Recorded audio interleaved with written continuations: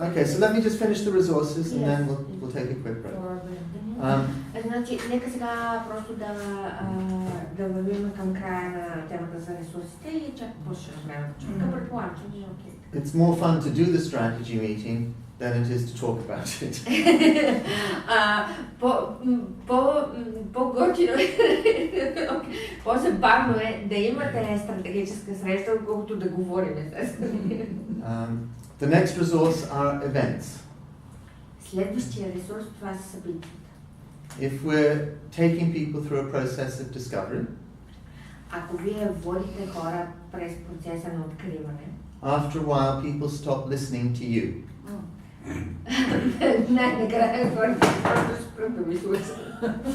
And so later on in this workshop, I hope we'll have a chance to talk about this in more detail. Накрая на този workshop аз всъщност се надявам да говоря повече за това нещо. But events give the opportunity for people to hear from other people. Но ивентите, събитията дават възможност на хората да чуят от други хора. So that they can broaden the information that they're making their decisions on. Така че те могат да задълбочат информацията, да разширят информацията на базата на която да вземат решенията си. There's also an energy in group events. И също така има енергия в групите. And the discovery that Iris is not the only mad person in the world, but there are other people who've come to similar understandings. И примерно, като открием, че Ирис не е най-младият човек на света, но просто има и други хора, които това нещо искат. So we tend to have different events of different sizes in different parts, time scales. Затова е хубаво да имаме различни събития за различните науки и различен график на събития. If people are being active, they'll probably want to have an introductory presentation every 1 to 2 weeks. Ако хората са активни, те може би ще им трябва да имат поне всеки 2 седмици първоначална презентация, на която да има хора. Then on each month there might be a larger event with a guest speaker perhaps on Skype. И може би поне един път месечно да има някакво събитие на Skype, в което да говорим с някой добър говорител. Every 3 months there might be a regional event. Но всеки 3 месеца може да направим регионално събитие. Once or twice a year there might be a national or an international event. И 2-3 пъти в годината може да има национално и международно събитие. In 2014 there were 3 international events in Europe. Тази година имахме 3 международни събития в Европа. And we're already starting to plan the international events for 2015. И вече сме започнали да планираме международните събития за 2015. The first one will be in Karlsruhe on May the 30th and 31st. Karlsruhe, it's near Strasbourg. Karlsruhe е първото.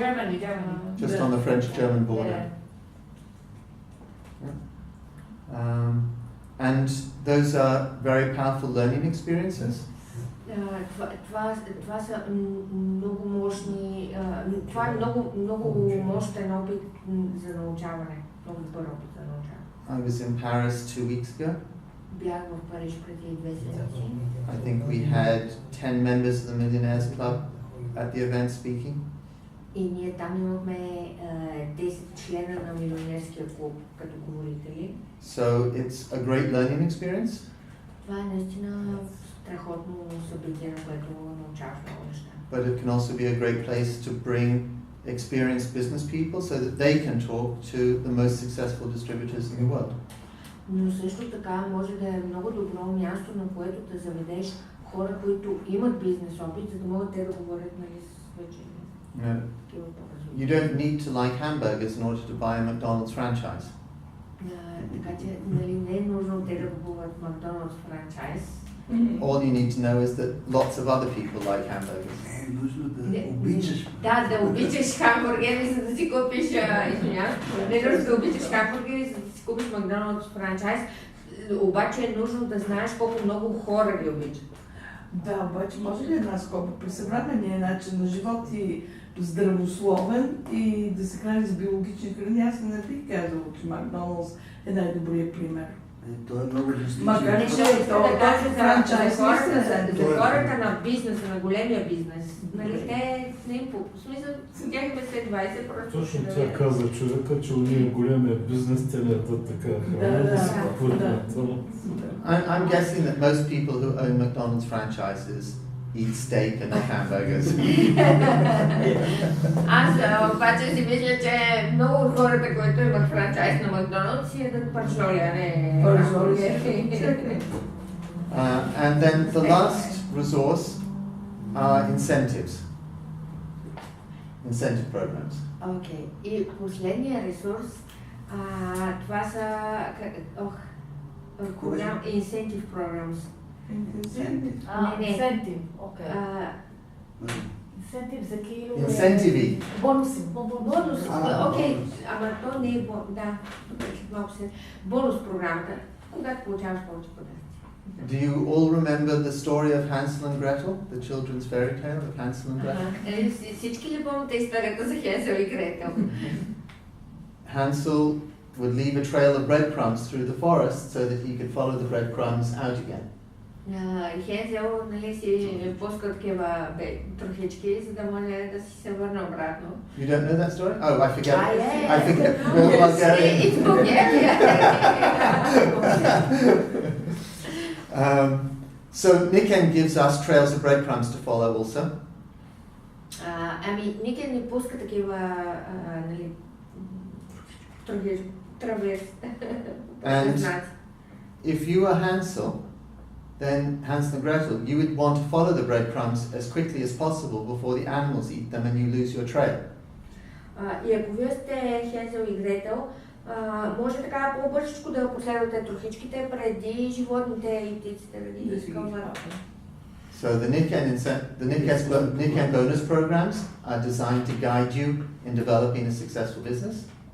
И бонус програмата на Никен всъщност е създадена за да ви води да можете да се развивате. The faster you have success, the happier you will feel. Колкото по-бързо имате успех, толкова по-щастливи ще бъдете.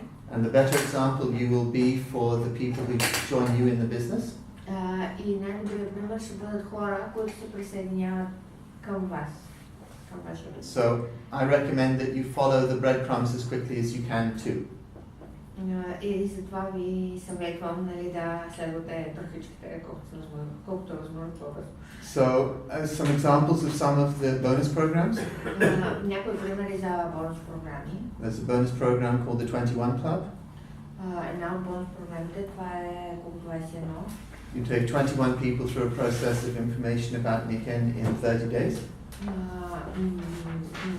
Така, помагате на 21 човека да преминат през процеса на информацията за 30 дни. In the process you sponsor 3 senior distributors. По време на процеса спонсорирате 3 синьора. And you develop 6,000 points. И така, нали, правите 6000 точки.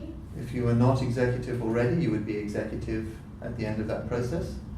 Ако вие все още не сте екзекутив, вие ще станете екзекутив в края на този процес. And Niken gives you 200 euros or something, I don't know. Something like that. Something like that. Колко дава? 200 евро. По-малко.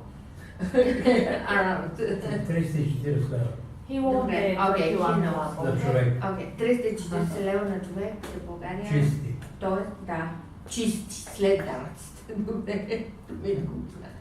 And also the person who helps you to do it also.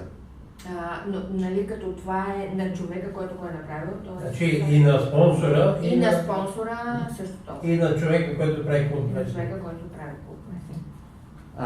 Another example of a bonus program is the Paragon Award. Друг пример за бонус програма, това е Парагон наградата. If you help 3 people to go silver within a 90-day period, Ако помогнете на 3 човека да станат силвери за 90 дни, then if you were not gold already, you would be gold. ако вие още сте злато, ще станете злато. and Niken would give you something like 750 euros, I think. Okay. 700, 750. И някъде около 700 евро, плюс-минус. Or a personally engraved Apple iPad. Аха. Или получавате Apple iPad.